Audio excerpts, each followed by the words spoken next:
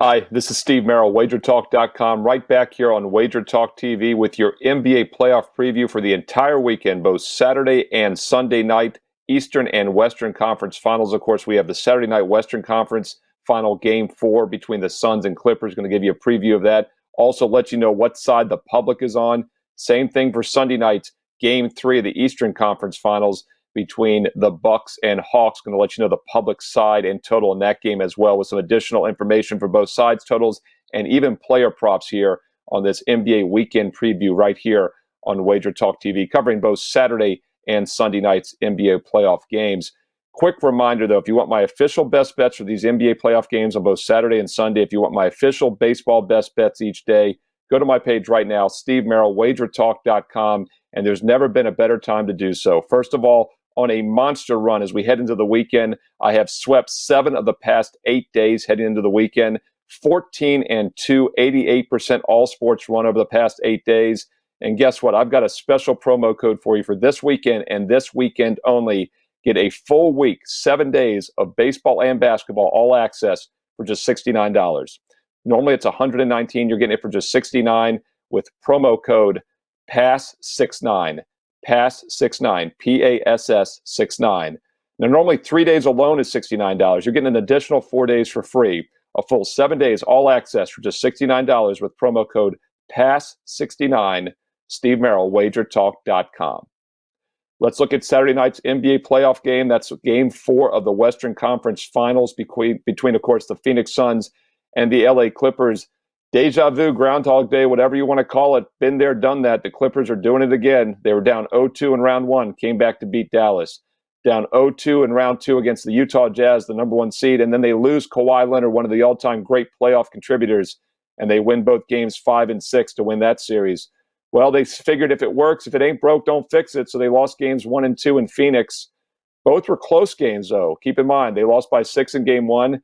They lost by 1 point in Game 2. They covered as a 4.5-point dog, and that, of course, was a alley-oop inbounds pass tip-in after Paul George had missed back-to-back free throws at the other end, and they lost by 1. Well, they came right back on Thursday night in Game 3, and they won rather easily by 14 points as basically a pick-em.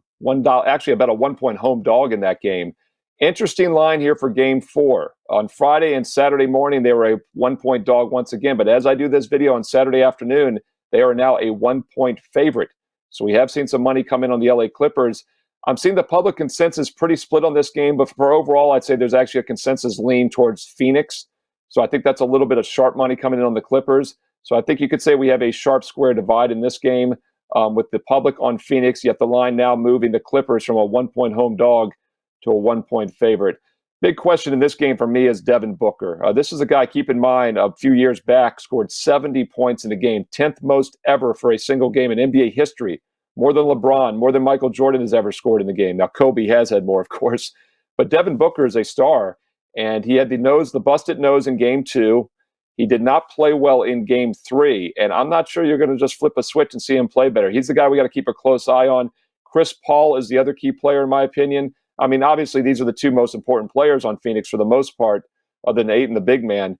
But Chris Paul, of course, missed 10 full days due to the COVID protocols. He missed Games 1 and 2, and he did not play well either in Game 3. In fact, he stayed under the 17.5 points. He had only 15, but he actually took a lot of shots. He played more minutes than I was expecting, just didn't shoot well, which could be expected after a 10-day layoff. He was just 5 for 19, but Devin Booker, 5 for 21 in that game with the nose injury.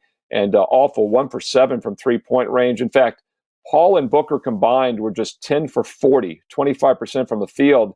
The entire rest of the Phoenix Suns team was 25 for 50, 50%. So the rest of the players actually played okay. So if Booker and Paul can have decent games, and I do think Phoenix can get the win here, but that's a big if. And once again, I'm not sure they can flip a switch with just 1 day off. Of course, for the LA Clippers, Paul George is the critical player here, no question about it. He has played 40 minutes or more in 7 of the last 8 playoff games. He's been the only go-to guy they have after Kawhi Leonard went down. Yet with the win and being the key guy, he still stayed under his point total in Game 3. It was 30.5. He only got 27 in the win. It's a little lower tonight, around 28.5. I think the over could be worth a look now, as since Kawhi's gone out, actually, if you go all the way back to Game 3 of that Utah series, Paul George has been scoring more than his overall postseason average. and he's had around that 30-point average. So I do think Paul George has a big game. Once again, win or lose, he's going to have to do something. And I think the big question, once again, is Paul and Booker. But we do see the public on the Suns, yet the Clippers have now gone from a slight dog to a slight favorite. Game 4, that's 9 p.m. Eastern tonight, Saturday on ESPN. Just a quick reminder, as I head into the weekend on a 14-2, 88% all sports run, I have swept the board 7 of the past 8 days heading into this weekend. I've got NBA best bets for both Saturday and Sunday, strong Major League Baseball best bets. By the way, baseball 8-1 the last 8 days in Major League Baseball. Don't sleep on baseball. We're talking NBA playoffs here in this video. But as you know, I do weekly, just a bit outside videos here with the MLB. The free plays have been doing fantastic on those videos. Best bets have been doing even better on an 8-1 run over the past week in baseball. Baseball and basketball best bets, Steve Merril, WagerTalk.com, and use coupon code PASS69, PASS69, PASS69 for a full 7 days all access, baseball and basketball for just $69. Normally 3 days is $69. You're getting an additional 4 days for free. PASS69, Steve Merril, WagerTalk.com. Let's look at Sunday night's Eastern Conference Game 3 between the Hawks and Bucks. Hey, look, both teams played Game 7s. Both won outright on the road as underdogs last Saturday and Sunday, so we kind of knew Game 1 was going to be a little quirky. Atlanta Hawks win outright as an 8-point dog. Well, the public was on Atlanta pretty heavy in Game 1. And look, the public's not always wrong. In fact, I had the Atlanta Hawks as the best bet for my clients in Game 1. I was with the public. We don't always fade them. But they came back even stronger on Atlanta in Game 2, as expected. They win with the dog. They come back even bigger. And the Hawks got blown out. That time I faded the public on Friday night. And I agreed that the Bucks were in a great bounce back spot. They won the game easy from start to finish, won by 34. The big difference between games 1 and 2 was a young Atlanta team not stepping up, in particular, Trae Young. The guy had 48 points in Game 1. He was shut down on Friday night with just 15 points, 6 for 16 shooting, 1 from 8 from three-point range. Now, in hindsight, and one of the reasons I like the Bucks as a strong best bet Friday for my clients is that Young had 48 points in Game 1, and the Hawks still only won by 3 points. That's a red flag, in my opinion. So we'll see if he bounces back now in Game 3 Sunday night at home on a very strong home court. Keep in mind, the Hawks are just 22-23 on the road now after that loss Friday. They're a much better team at home.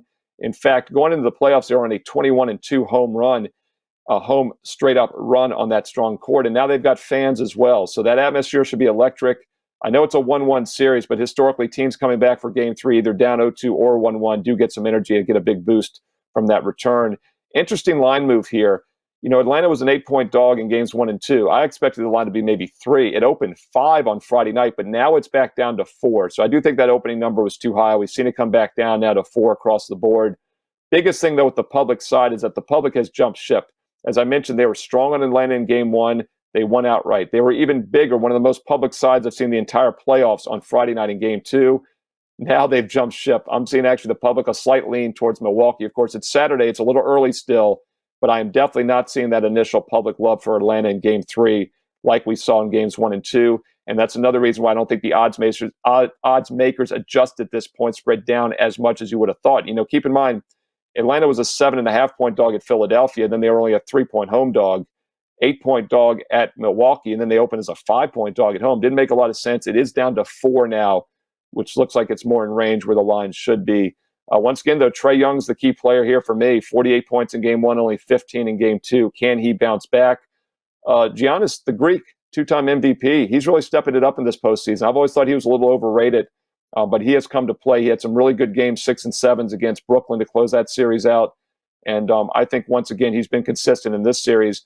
Another bad sign for Atlanta, maybe if you're looking big picture, is the fact that you look at the Bucks' big three. Holiday, 22 points. Giannis, 25 points. Middleton, 15 points. Yet they still win by 34 in Game 2.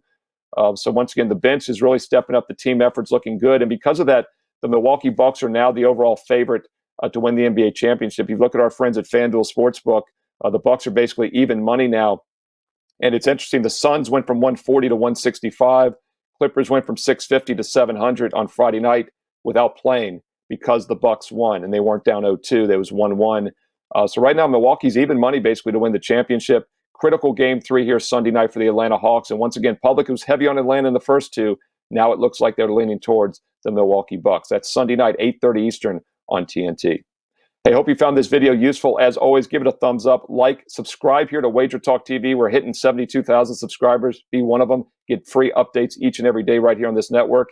And most importantly, leave me a comment below. I love my comments. I interact with all of you. I read them all, and I reply back. Let me know who you like on both Saturday and Sunday in the NBA playoffs. And don't forget, take advantage of my hot streak. Take advantage of a fantastic offer right now. Steve Merril, WagerTalk.com, 7 days, all sports, baseball and basketball for just $69 with promo code PASS69, PASS69, 7 days, all sports for just $69. Steve Merril, WagerTalk.com. Thanks for watching. I'll be back later this week with more baseball and basketball tips right here on Wager Talk TV.